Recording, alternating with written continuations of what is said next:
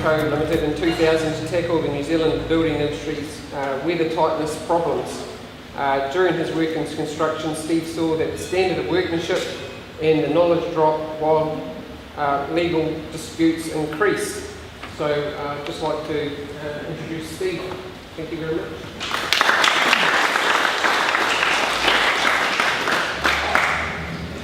All right, thanks for having me, guys. I am convinced that there is a conspiracy to prevent me from speaking to you at all, because last time I was meant to speak here, I was required to be somewhere by some lawyers or a court, and had to cancel on you. So we rescheduled to today, and another trial came along. And it just happened to clash, right? So I've spent all yesterday in the High Court reading my evidence. I've spent all day today under cross-examination, and I'm going to spend all day tomorrow under cross-examination. So I'm feeling a little drained and a bit overheated. So they require you to wear a tie and a jacket in the courtroom, and it doesn't matter if it's too hot. So I will be reasonably compact. I was going to talk a little about weather and looking at some weather data that I think you would find interesting.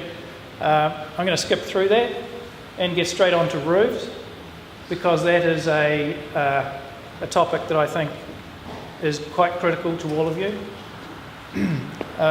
If most of you are going to get into trouble about anything at the moment, it's probably going to be about roof design. So if we have time at the end, I'll go back and talk about climate. We'll see how we go for time. Incidentally, most people think that Auckland is the most humid place in New Zealand, right? Who would pick? What would you pick was the place is actually more humid on average than Auckland? Sorry? Hamilton? Any advance on Hamilton? Milford Track. Oh, that's a good guess. Right. Hokitika. Yes. Well, I don't actually have data on the Milford Track or the Hokitika, but Christchurch actually beats us on average over the whole year. So anyway, let's look at roof design. So, some common questions. Do I need to ventilate the roof? And if so, how much do I need to ventilate it? And what am I ventilating in the roof? Because usually when people tell me, oh, I've got this roof and we need to ventilate it, actually they're not defining what they're trying to ventilate. So we have to be careful about what we're talking about when we're talking about ventilation of the roof. So there's a lot of problems with roofs going on at the moment. The case I'm in at the moment is all about roofing, and I'm involved in all kinds of projects where there's all manner of roof problems. So, but you know, the thing is, this stuff is not new, because in 1996 Brands released Bulletin 345, flat roof membranes, and they said the way the ceiling is designed can also contribute to moisture problems if the construction allows moisture generated in the space below to enter the roof cavities between the membrane and the ceiling. And they went on to give a very helpful commentary about moisture in roof spaces and how to deal with it. So, and then in 1998 they brought out Bulletin 368, Preventing Moisture Problems in Skillion Roofs. And there they pointed out that penetrations which allow air movement through the lining of the skillion roof should be avoided. Recessed downlight should be fully enclosed in a lined recess or be sealed at ceiling level. Ceiling lining such as tongue and groove boarding, which allows free flow of air through the joints, must be sealed by an air barrier behind such materials. So that's I'm not sure that's quite such common practice now. And then in 1999, the first edition of the Good Roofing Practice Guide came out. And there was just a whole lot of stuff there on roofing moisture. They cover roof space moisture, reducing moisture-related problems, how moisture-generated bubbles occur in membrane roofs, and how to ventilate roof spaces. So it's funny how these things actually go round in circles. So let's look at some roofing issues. So firstly, I want to encourage you to think of things in terms of control layers. So we really need 4 control layers on any building. Firstly, the weather control layer and the thermal control layer. You already know what all of those are. The weather control layer is the cavity that keeps all your weather out, or the roofing material, including the underlay beneath it, or the building paper. The thermal control layer is your insulation. Well, we're all familiar with that. We've done that for a long time. But what about an air control layer? That's not often thought about very often. And in New Zealand, we don't often need vapour control layers, but sometimes in exceptional cases we do. So it's most often we need an air control layer, and this is not really common practice as far as I can tell, but I'm willing to be corrected. But my observations say it's not very common. So, firstly, let's just quickly talk about how moisture gets transported around buildings. So, warm air contains more moisture than cold air. Okay, nothing new on that. And water vapour is transported mostly by convection. This involves the movement of the water vapour within the air. So as the air moves, so does the water go with it.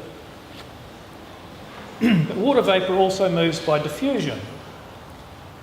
So this can involve no air movement at all, but moisture can travel from one space to another, even though the air isn't going there. So transport by diffusion is very small, and transport by convection is huge.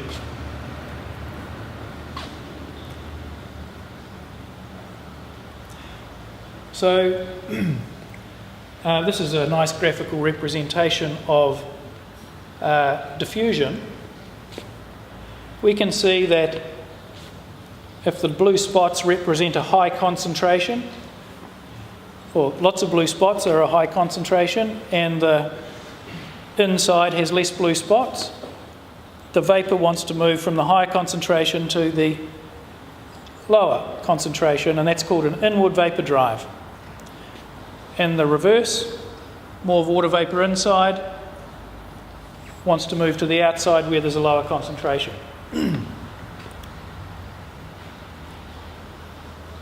So if we have a neutral vapour pressure, that means the vapour pressure, or the amount of water vapour in the air inside, is exactly the same as it is outside. Exactly the same, essentially the same air inside and outside. The problem is, hardly ever happens, right? Almost never.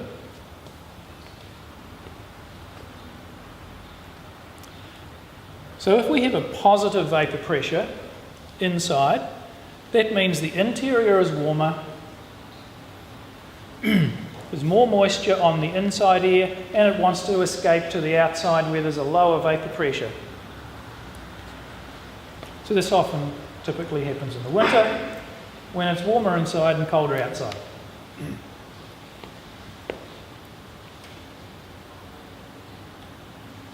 And the reverse happens, we get a negative vapour pressure typically in the summer when it's cooler inside than it is outside, and so the outside air contains more water vapour and it wants to come in to join us inside. So we ran a bit of data about typical vapour pressures across New Zealand and superimposed positive and negative pressures and came up with something that looks like this. And to translate that, what it really means is that 34% of the time, typically in New Zealand, and this varies according to location, of course, and conditions, but typically across New Zealand, most of the time we have a 34% positive vapour drive, and 66% of the time we have a negative vapour drive.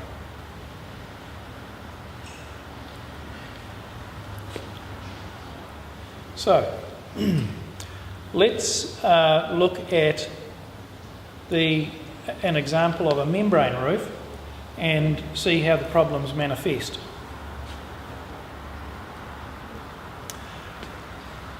Here we have a building with a flat membrane roof, a plasterboard ceiling, an insulation, and a ceiling filled with downlights that are not sealed. If you're going to fill a ceiling up with downlights that are not sealed, you might as well throw away the insulation because it's not doing anything. Because all of the warm air is going straight past into the roof space.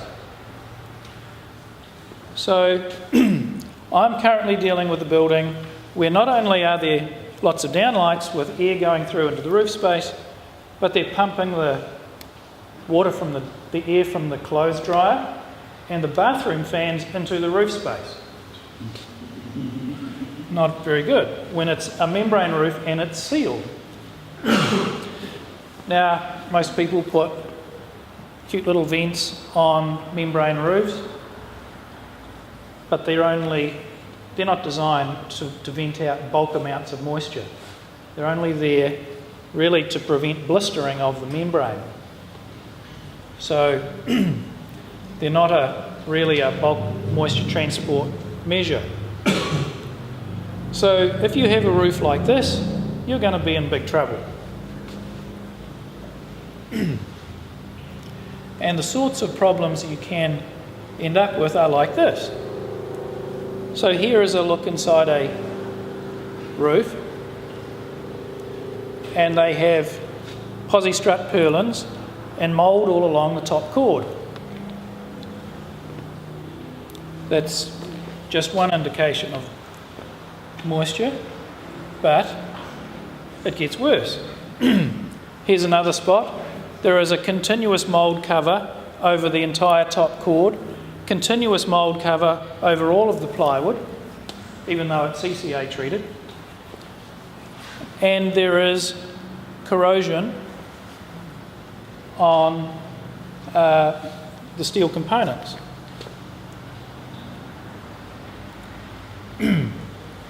Another view, more mould on the top chord, quite advanced corrosion in the steel, mould all over the plywood.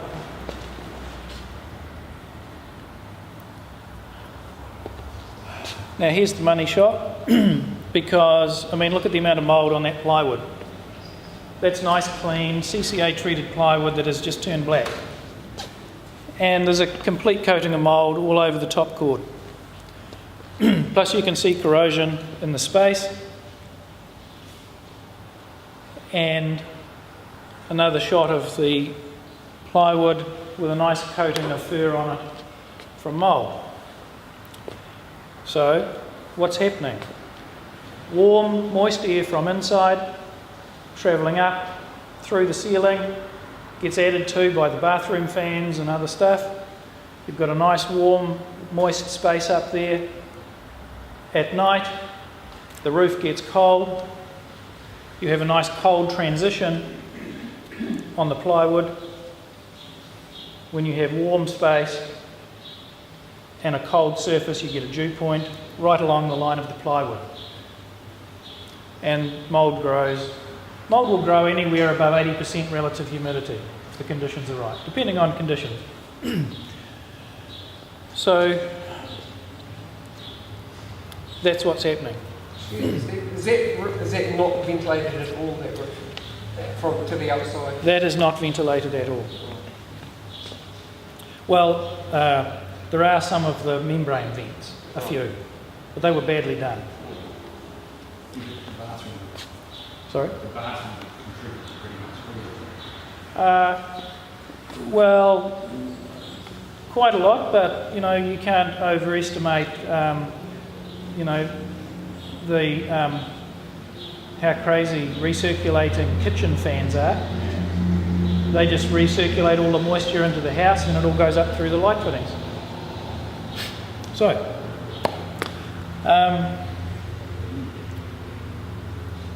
if you want to avoid this kind of problem, then you want to consider a design like this. You can make your ceiling an air barrier so that the warm air and the moisture from inside doesn't travel through by convection and doesn't get into your roof space. Make sure your bathroom fans are ducted nicely outside and everybody's happy. Then you only need the regular number of roof vents and we're all good.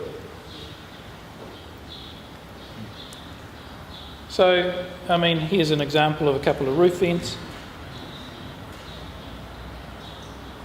But you need to emphasise that these are not intended for large loads of water vapour. They're there essentially to stop blistering of the membrane.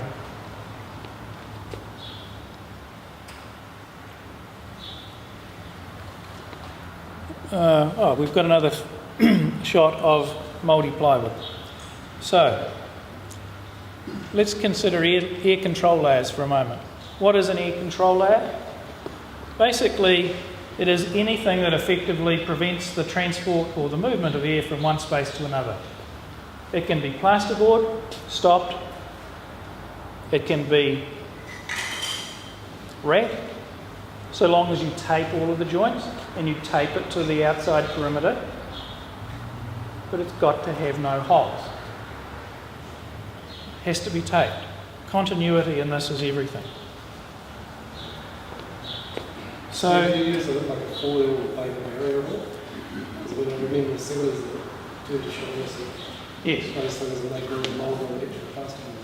So what we have to be careful about is we have to distinguish between an air barrier and a vapour barrier. In the old days of jib with foil on the back, the foil actually wasn't just an air barrier, it was a vapour barrier. If you put the vapour barrier in the wrong place, then it's worse. Yes. So most situations you will encounter do not need a vapour barrier.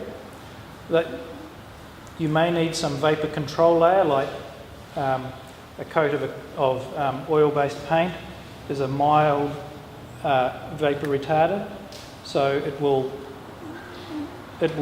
prevent passage of large amounts of water vapour.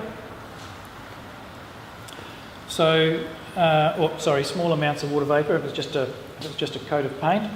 So we seldom need a vapour barrier in the sense of a sheet of polythene, but we do when we have things like swimming pools and saunas and stuff like that.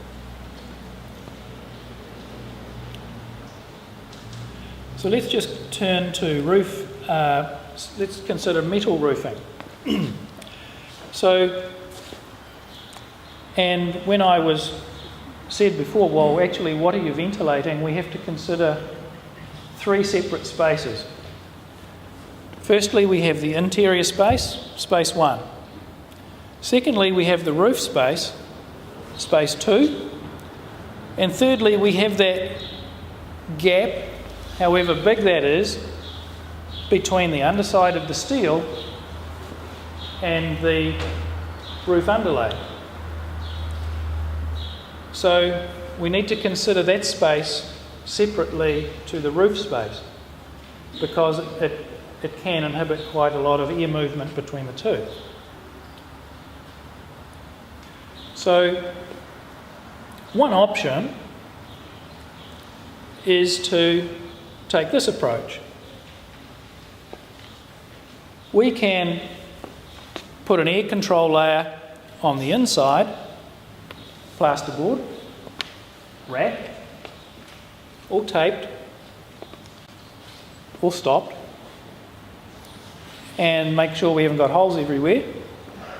And we will contain the air in the space, and then you might want to make sure that the owner opens some windows. You might want to consider some passive ventilation. But the air from inside isn't escaping into the roof space. And then you can have as much ventilation in the roof as you like, and it doesn't matter, because whatever's in the roof space is effectively the same as outside. It doesn't matter if it gets cold, it doesn't matter if it gets damp. It's a completely separate space. Excuse me, just one thing. Sorry, John, to Jip, but I'm not talking on behalf of Jip. The only thing we found when I was working with forming insulation during the Warm Up New Zealand campaign is when you insulated that roof cavity, you also had to make sure that your plumbing pipes running through that uncontrolled space were suitably insulated as well. In the South Island, they had a lot of pipes freezing and blowing during the winter, basically because they were above the insulation line. That's a very good point. Thank you for raising that. Yeah, good point. Yes.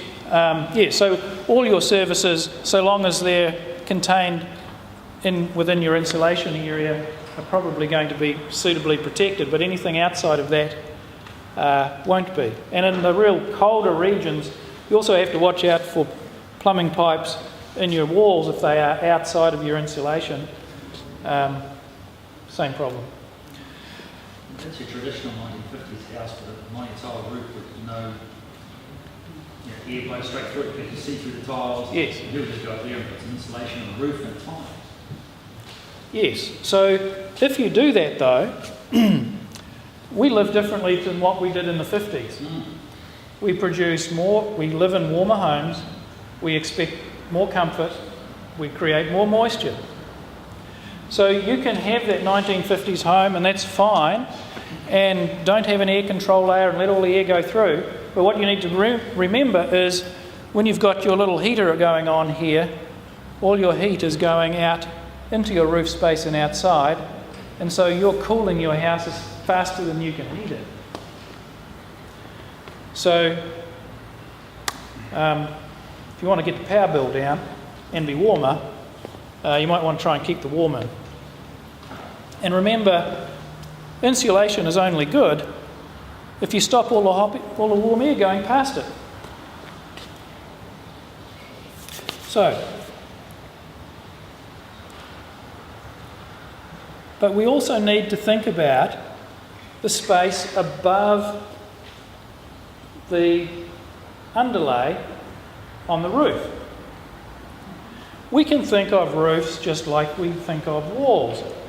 We put cavities in walls now, and a roof really is just a wall tipped over. Very similar concept applies. Getting airflow just under our roofing steel is really helpful.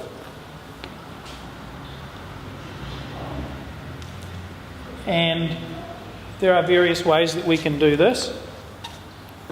So we can put little packers under our roofing steel and on top of our purlin, keep our roof underlay here, so you actually create a space that will promote airflow immediately under the steel. I investigate a lot of buildings where the roofing underlay is pushed hard against the underside of the steel, and it destroys it.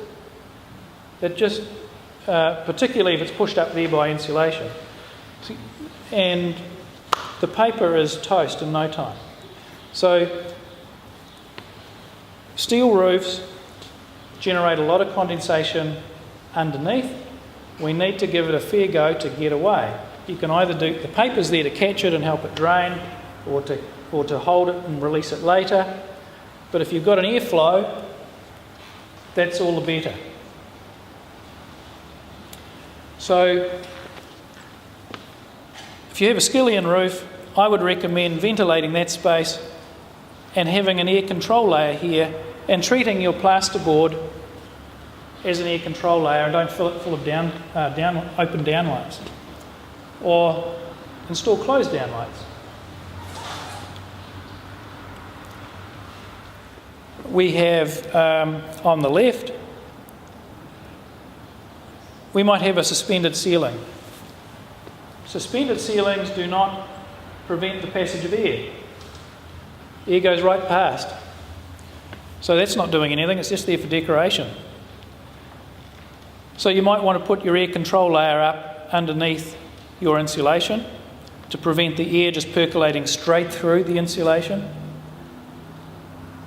And then you can have your ventilation layers immediately under the steel if you wish.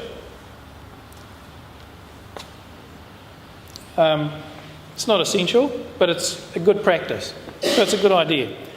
I think it's actually most important that you have an air control layer here underneath your insulation, because otherwise the warm air is going to go shooting straight through your suspended ceiling, straight through your insulation, and find a way through the roof and outside. So what are those spaces, Steve, that you've got there to keep the building paper, the roofing underlay away from the roofing? Well, I'm not here to promote particular products, and I'm hesitant to name product names, but there are various creative ways that you can do this. You just need a product that forms a batten that has holes in it. So there are a range of things on the market that could do that. But you need quite a lot of holes. You know, it's got to be quite porous. So now an even better solution for a commercial building is to, in addition, add a layer of insulation over the top of the purlins or rafters, depending on the configuration of the roof. Because what this does is it isolates the cold roof from the warm interior, and you avoid cold bridging on these purlins. And particularly if they're steel, that's most important, because otherwise you're going to have a cold bridge here and you'll still get condensation even if you have an air control layer. So putting a sheet of XPS through is really helpful on a commercial building, particularly in a colder climate.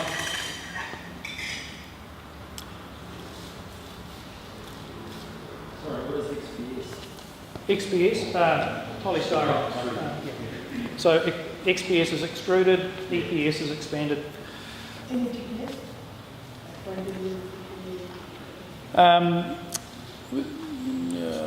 Depends on the region that you're in, the thickness. Most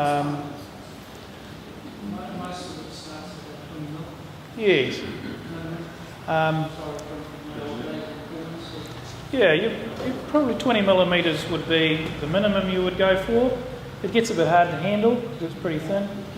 So 40 millimetres is probably do most of New Zealand. If you were going to Queenstown, you know, I'd be bumping it up. You probably should do some calculations to figure out what you need. You use a hot roof when you put insulation on top and you tank it. We're doing a lot of retrofitting and all. Yes, I haven't actually introduced into this the concept of warm roofs and cold roofs. The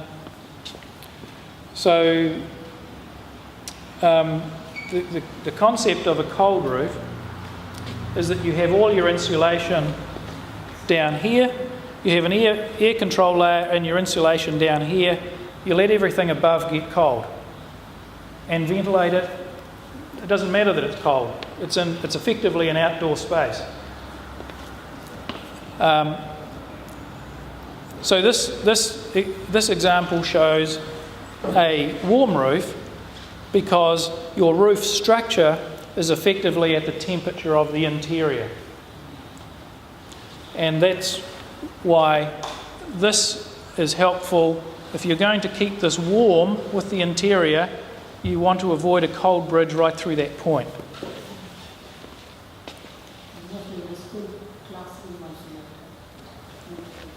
Sorry?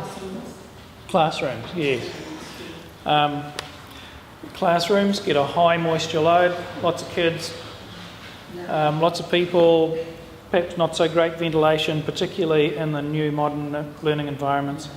If you are designing classrooms for modern learning environments, be cautious, because those sorts of spaces are performing very differently to the traditional classrooms that we went to school in. So I'm not promoting warm roofs or cold roofs. Either one is good, but make up your mind which one you're going to have and stick with it. Don't try and do a hybrid of two, or you'll get it all horribly wrong. Is there a danger of timber overheating in the wood roof? So structurally, at a certain temperature, timber will start to deteriorate. I don't think that's really a problem in New Zealand. In a warm roof, go back a bit.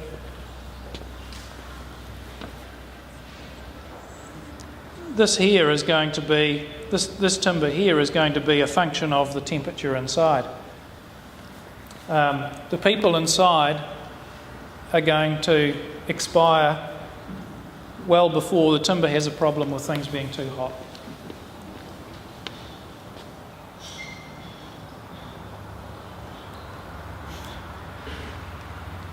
So, with the concept of air control layers, continuity is everything. It's not a control layer if it's full of holes. So, take your plans and a pencil and draw your control layer.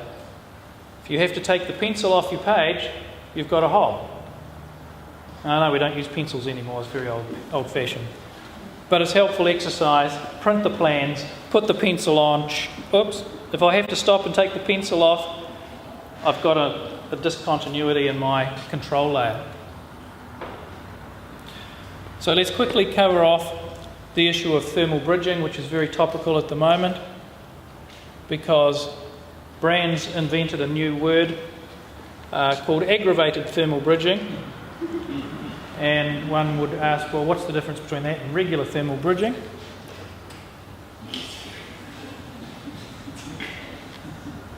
And actually there is a difference, and I've stolen a diagram from them because I thought they drew it beautifully. So this is a diagram produced by Brands. Regular thermal bridging is where you have perhaps a steel purlin separated from a cold outside and a warm interior. Even if you have insulation in the ceiling space, you've got a thermal bridge right through that steel. You're going to get a cold spot on the bottom of that steel. You will get water and condensation and mould growth at that point.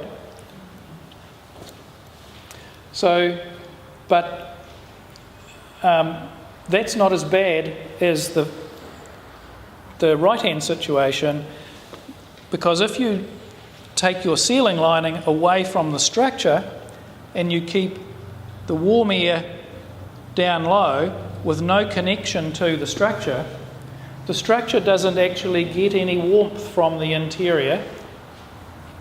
So this purlin gets really, really cold, but you've still got warm air escaping into the space, and you will get dripping out of here. And I didn't bring them today, but I can show you photographs of steel purlins with all of these water stains all down them in Auckland, actually. So people think that sort of stuff doesn't happen here. So you might say, well, really, how often is this stuff going to happen, right? Well, let's have a look. So we sort of modelled up a typical situation and said, if you take a typical office that's air conditioned, and let's say it's kept to 20 or 21 degrees throughout most of the year, the dew point in the roof space is probably going to be around 12 degrees a fair amount of the time. And so let's superimpose on that the typical temperatures that we see in the main centres. And in blue you see we get a space in Auckland throughout the winter where the dew point in the roof is going to be the temperature is going to be below the dew point of the roof, and therefore you will get condensation on your structure. And it just keeps getting worse as you go down the country until you get to Queenstown, where that happens for a good part of the year. So, if you are designing stuff in the central North Island or in central Otago, the really cold areas of the South Island, you really need to be attentive to moisture.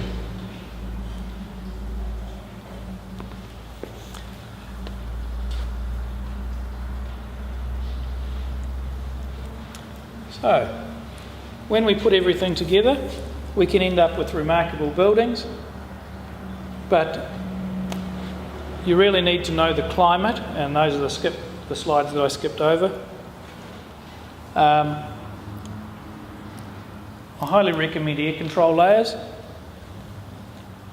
You only need vapour control layers in high demand situations. And remember, don't get the concept of air control and vapour control all mixed up. They are very separate and distinct. And check your designs for continuity, give it the pencil test, because if there are gaps, it's not an air control layer. And ventilate the roof assembly, not your inside. So, I think we've covered everything I had. I'm going to have to dash fairly quickly tonight. I need rest after my last 2 days and what I'm going to do tomorrow. So I'm happy to answer questions. You might catch me as I'm whizzing out the door.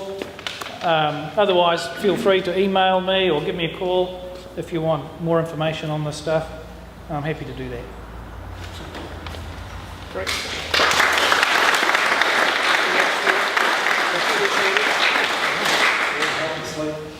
Yes. Anyone have any questions for Steve while he's here? No? We need one of the sealed down much more. Sorry? We need one sealed down much more. That's a good point, actually. I rarely ever see them. And I don't know who supplies them, but I think you would need to go to your lighting supplier and say, I want downlights that are sealed. What can you show me? And get them to bring you some samples. I can probably answer that, yeah. At our next regional meeting, there's going to be a lighting supplier, it's going to be the leading sponsor, and we'll talk about that. Cool.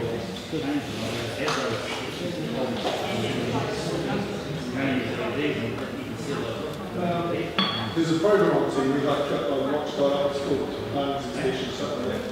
Canadian based. I think they've sort of had this problem before because they have air controlled areas underneath the jib and walls and the ceiling. They take them, etc.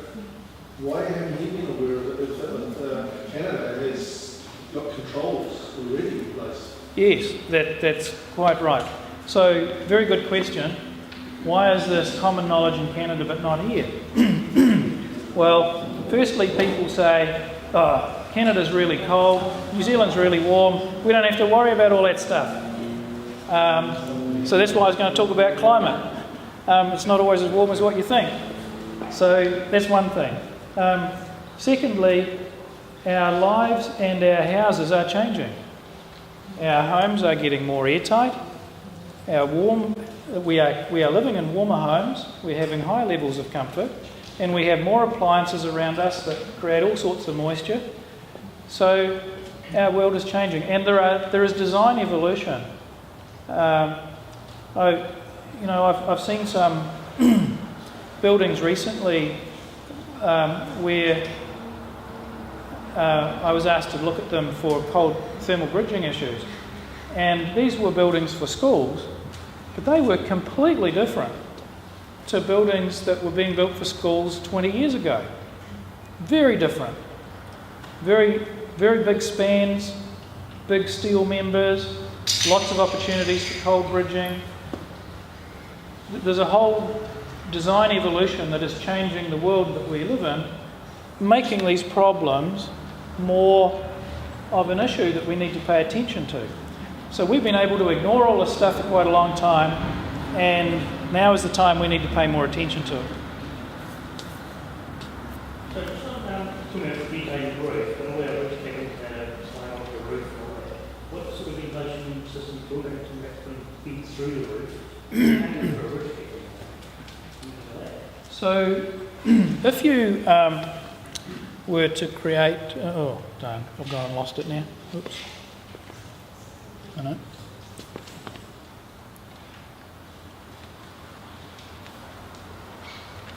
There you go.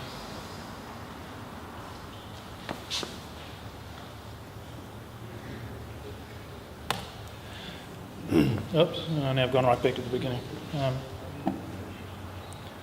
I won't do it. So if you adopt the concept of having a little gap underneath the steel to create a little ventilation path. So the issue is it okay just to have a regular cap flashing? Because, well, that depends, I guess. It depends on the profile of the steel you're using, how many gaps you're likely to get at the top. Steel roofing is quite air leaky, so it's very likely that that air that you, from that space that you create, will find spaces to get out at the top. So you probably don't really need to do anything special, but there are products around now that are ventilators that you can put underneath your ridge flashing if you really feel that's necessary, and it'll just give you a bit more ventilation. Is more ventilation better than in terms of putting a roof in? Well, so long as you are careful about specifically what you're ventilating and where your various control layers are, then generally more ventilation is better. You can't really do any harm with more ventilation. The more the better. You just have to be careful you're not cooling down your entire building. Usually vent the top of a cavity system in a wall. Some people have the idea, it's a very good idea to vent very tall. Yes. And some people really, you're supposed to seal it off. Yes. So government regulations are sort of saying you're supposed to seal it off, where PNDOS and people like that specialise in supposedly buildings. This is terrible work. They put a little tiny vent thing through there. It's interesting because what happens is it actually reduces the insulation value of the wall by allowing that. Okay, so in all of our remedial designs, because we do a lot of remedial recladding, and we ventilate all of our wall claddings at the top, all of them. And so I think that is essential. Just because it's not an E2AS1 doesn't make it not a good idea. So I think actually, remember, E2AS1 is about minimums. Everything in the building code is about minimums. A lot of the time you'll get away without ventilating the top of your wall, but it's better to do it. You get a better wall. So, and you can avoid, if you have an air control layer, like a RAD for example, then you're not going to diminish the value of your insulation because you're not getting a lot of air washing going through it. It's like brick veneer, heavily, think about down the top, it used to be always open. Yes. So it's let that whole wall breathe. Most people don't seem to realise how brick veneer, it's raining really hard, the whole backwards, just streaming water down the back. Saturated, yes, exactly. So brick is just like a big sponge on a wall. It sucks up all the moisture and it lets it go slowly later. So the more ventilation you can put around a brick wall, the better. Yes. Very quickly, going back to where you started, if you bring up the first diagrams, the movement of the vapour. Is it being attracted through moisture equilibrium, or is it being driven in other ways to try and neutralise it? So it's driving in, it's driving out. Yes. So the the vapour drive here is being caused by the desire to reach equilibrium. So long as that wall is vapour permeable, water vapour will go straight through it. Depending on the permeability of the materials, that will determine the rate to equalise with the inside. If that wall is a sheet of steel, nothing's going to go through it. Can't equalise through something that's not permeable.